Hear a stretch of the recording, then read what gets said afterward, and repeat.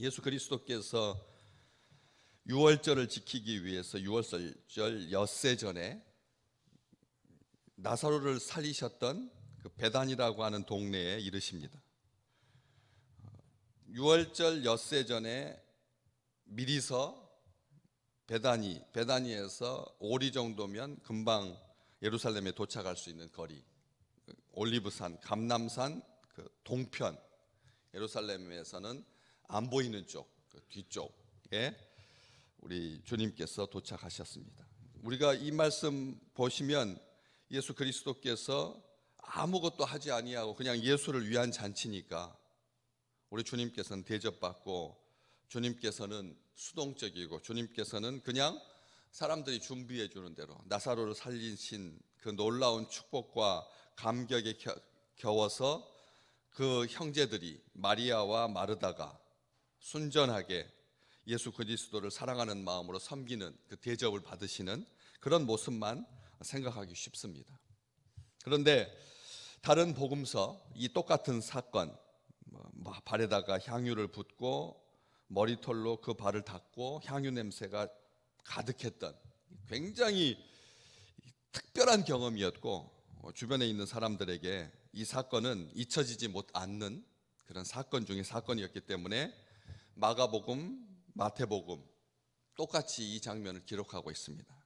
본문에서는 요한이 이 집이 누구 집인지는 기록하고 있지 않습니다.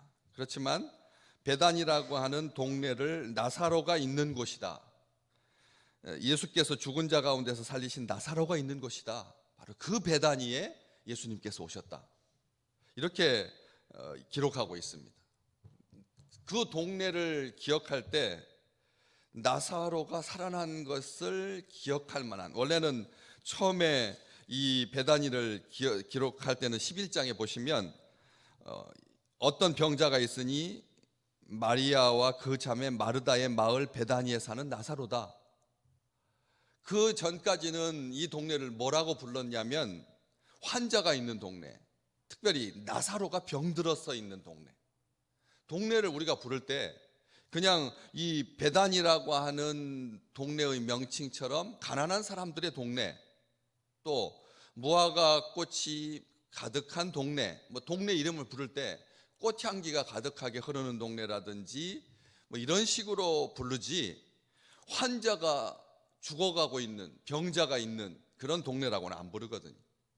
근데 이 베단이라고 하는 동네가 얼마나 부침이 많았는지, 예루살렘 바로 가까이에 있는데, 산 너머에 있는데, 이게 기드론 골짜기 건너편에 있는 그 감람산 뒤편 마을이니까 이쪽에서 서쪽에 있었다면 예루살렘이 딱 보였겠지만 그 뒤쪽이니까, 그래서 그 가까이 있는데, 그렇게 그 뒤쪽이긴 하지만 가까이 있는데 그래도 동쪽에 있으니까 해를 맞이하는 동네니까 사람들이 생각할 때 예루살렘 근처 동네라든지 이렇게 부르지 아니하고 환자가 있는 동네라고 불렀다는 거죠.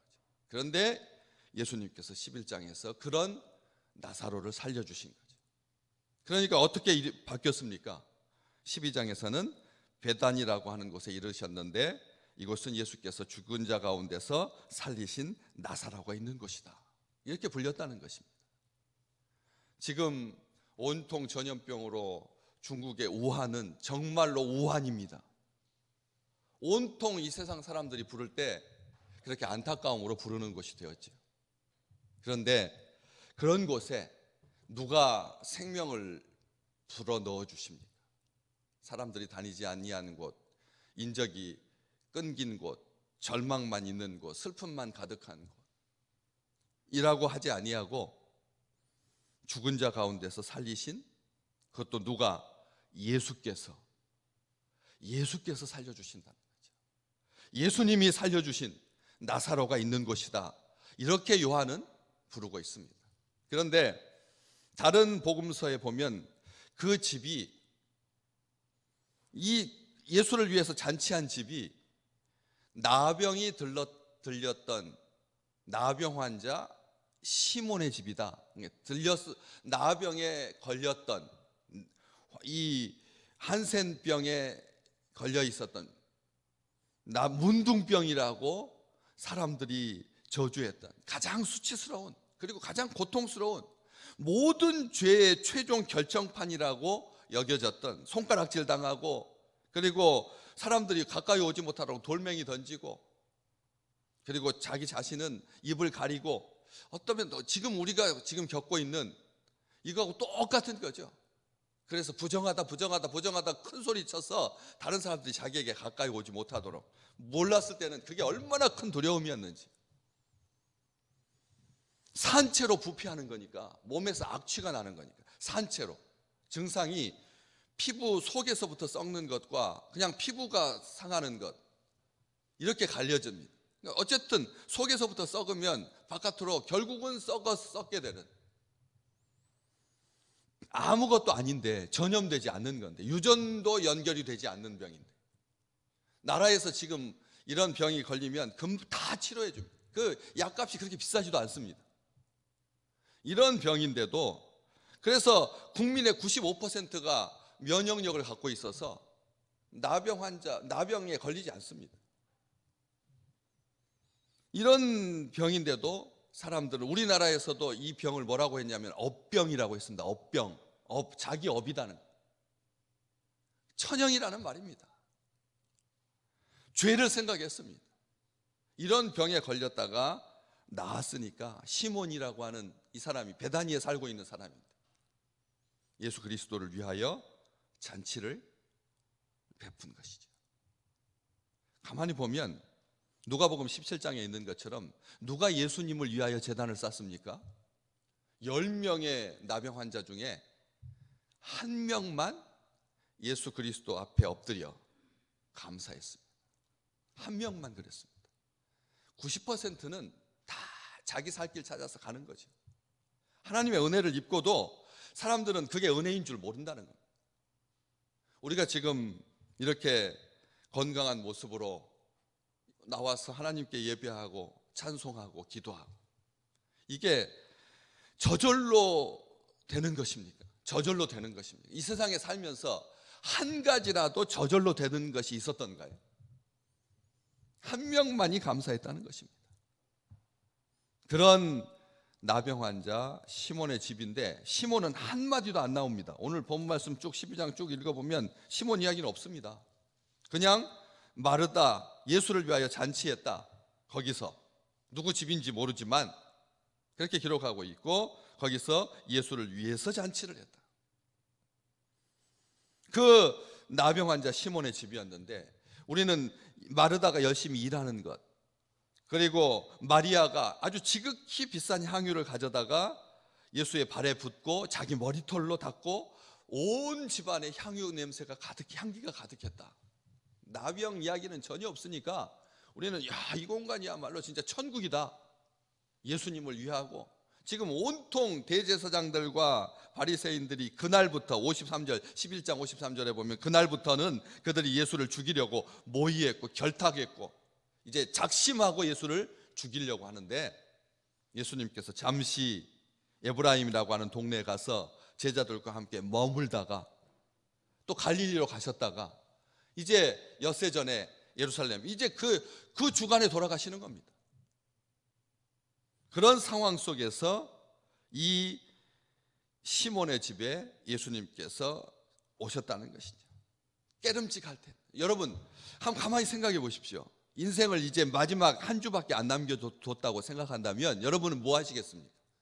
우리에게 생애 이제 딱 한 주간의 시간이 주어진다면 여러분 뭘 하겠습니까? 우리는 헬렌 켈러 이야기를 많이 듣습니다. 나에게 3일만 더 주신다면, 마지막 나에게 3일을 시간을 연장해 주신다면 나는 오늘 아침에 뭐 할 거고, 나는 오늘 둘째 날은 어디 갈 거고, 셋째 날은 누구를 보면서 무엇을 생각하면서 있을 거다.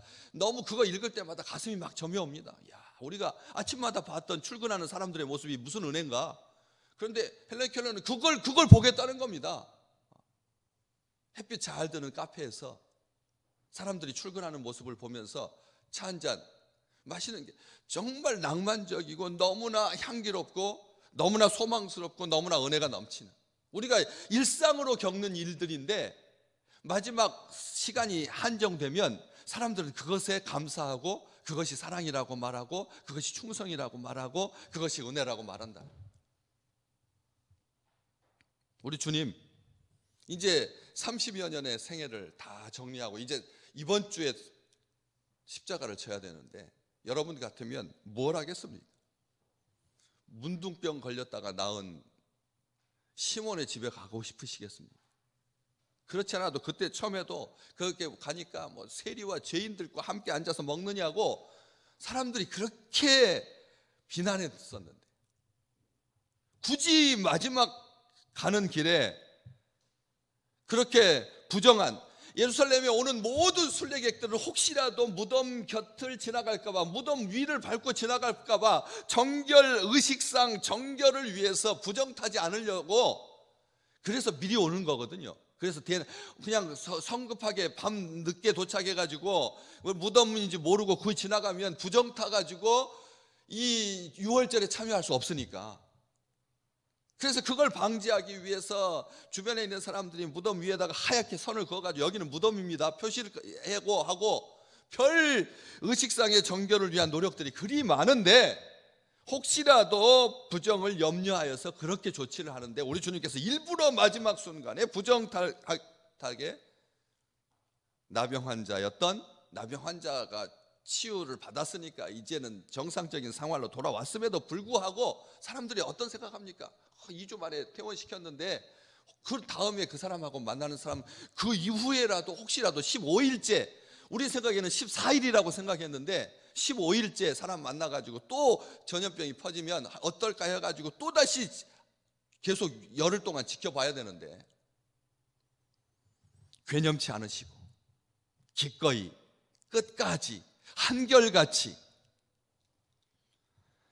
이 부정 타기 쉬운 집에 들어가셔서 같이 식사하고 똑같이 사셨다는 거예요. 다시 말하면 마지막 한 주 정도는 고급스러운 폼나는 대저택에서 부드러운 옷을 입은 사람들과 함께 그렇게 멋있게 보내시는 것이 아니라 하나님은 우리 주님은 쓸쓸하고 외로운 사람들 또 그냥 하나님 앞에 은혜에 감격한 오직 한 사람 감사하는 사람 오직 한 사람 감사하는 사람과 우리 주님께서는 마지막 순간까지도 함께 하신다는 것입니다.